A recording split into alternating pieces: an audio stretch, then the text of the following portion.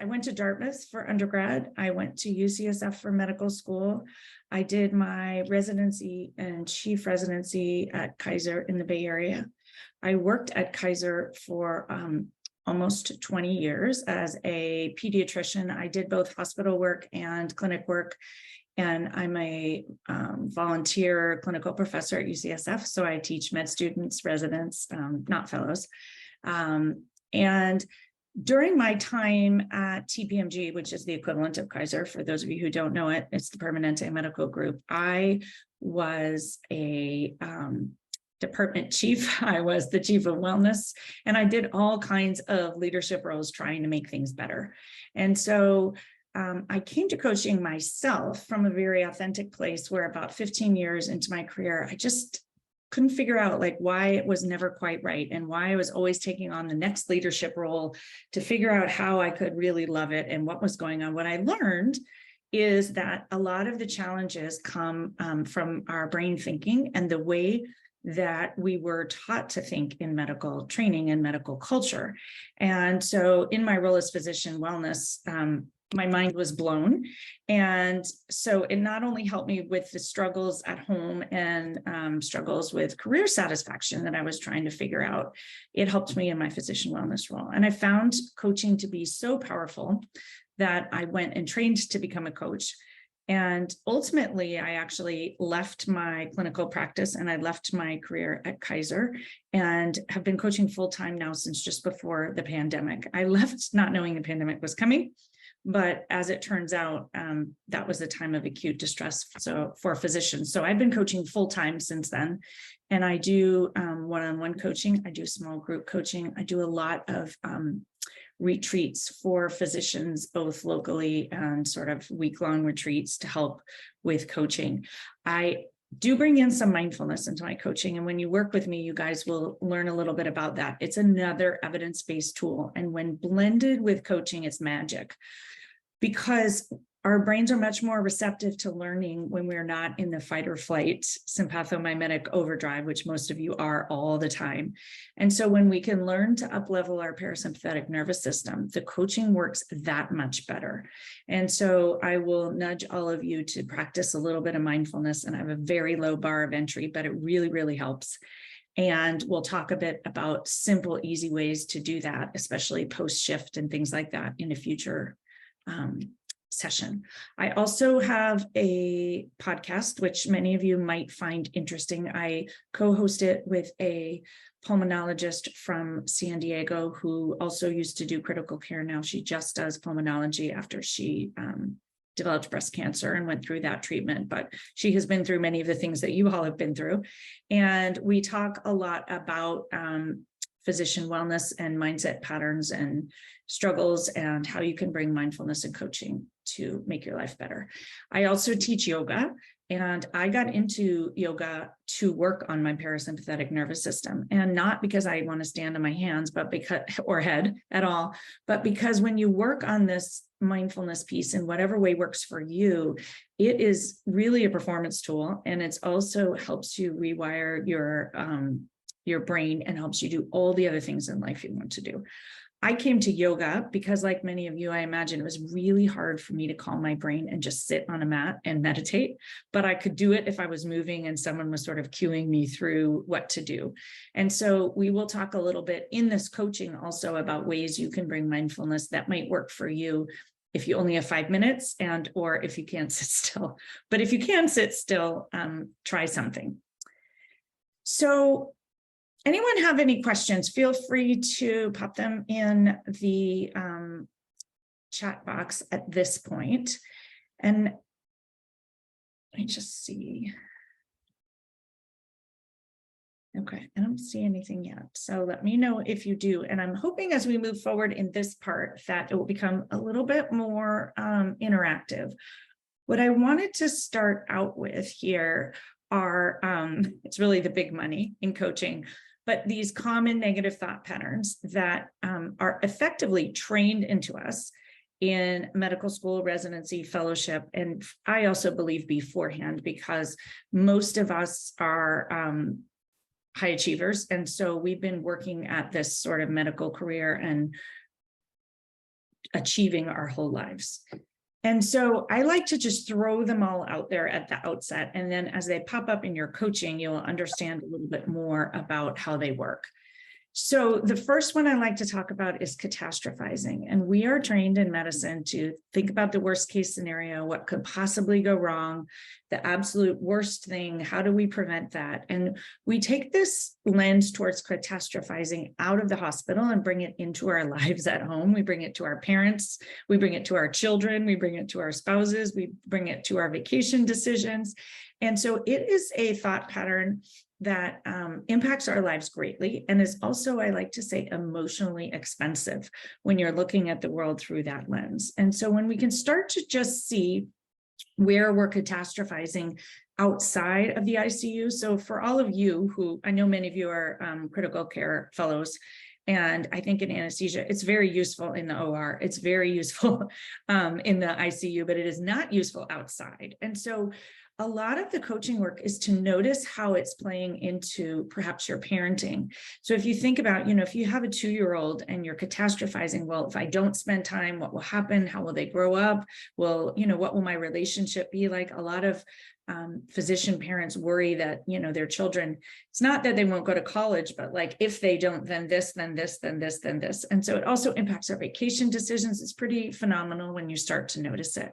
And so I think just realizing the role that that plays can be an incredibly easy, quick shift. And so I actually just led a retreat for 7 women physicians, and they've stayed in a group afterwards, and they have nicknamed themselves now the catastrophizers. It's sort of a joke.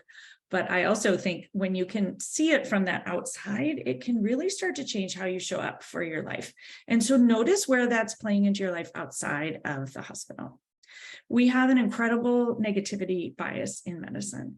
We're trained to see what's missing, what we don't have.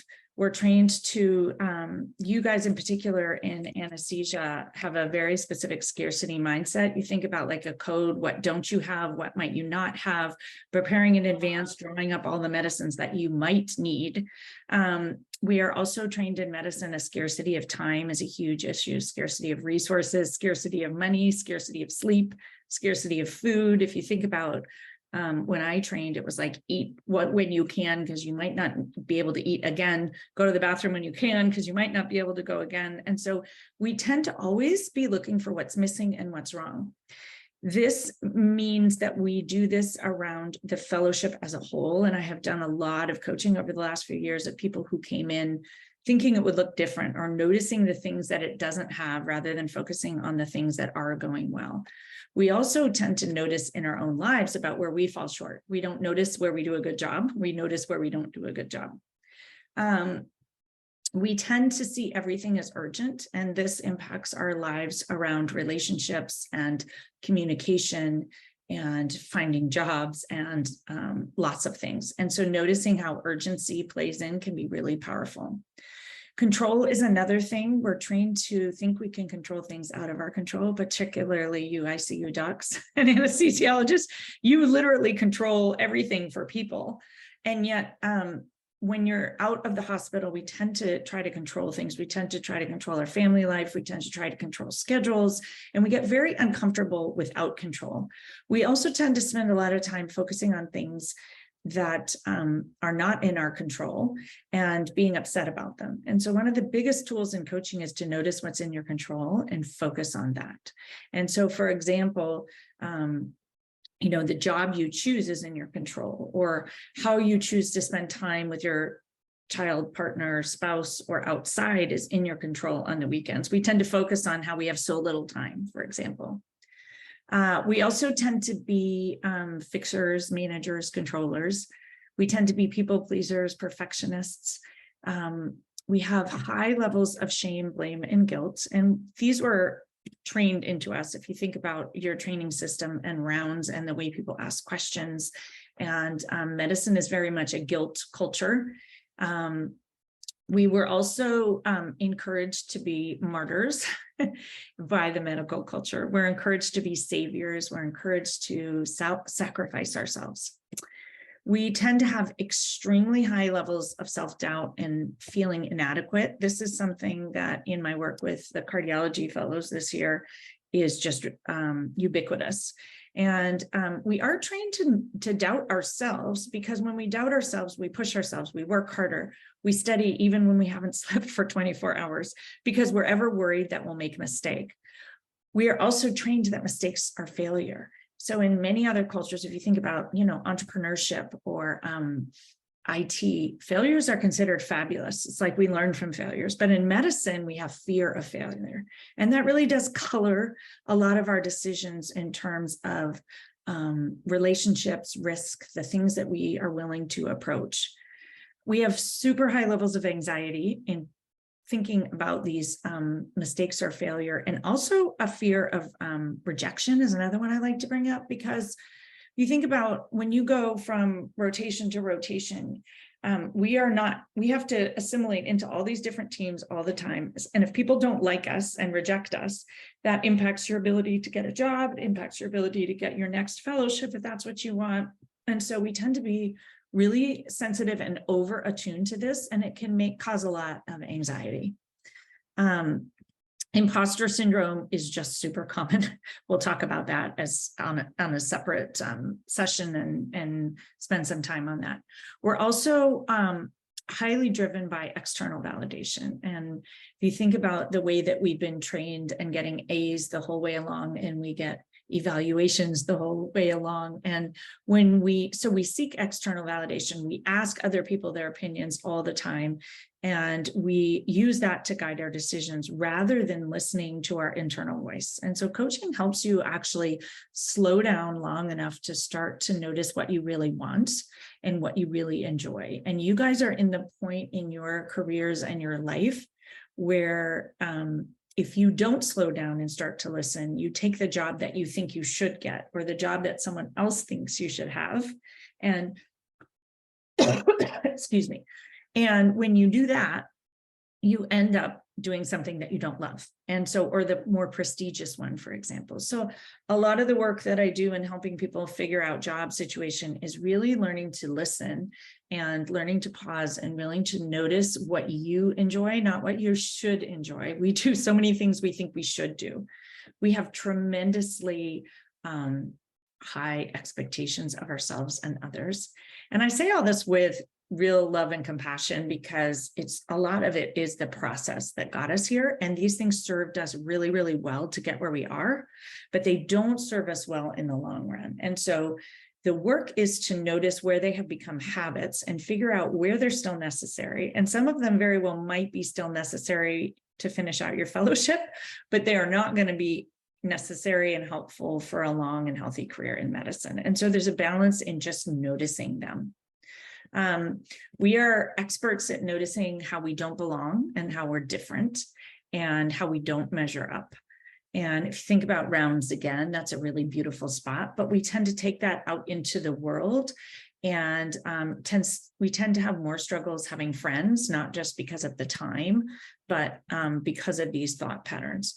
We love certainty. And in life, then, when we're faced with uncertainty, like the pandemic, for example, was really difficult on doctors because we like to know how things are and plan them out. That's a lot of why we went into medicine, is to be able to have certainty and control and a clear path forward. We compare ourselves to others all the time. We're trained to do that, right? If you think about your team or your fellow students, except then as a life strategy, it's exhausting. A few others, and again, it's a long list, but I think when we start to see these things, we can start to understand how we think and how that impacts our life. So we tend to think harder is better. And if something's easy, it's not as valuable. We tend to think rest is not productive. There's a right and a wrong.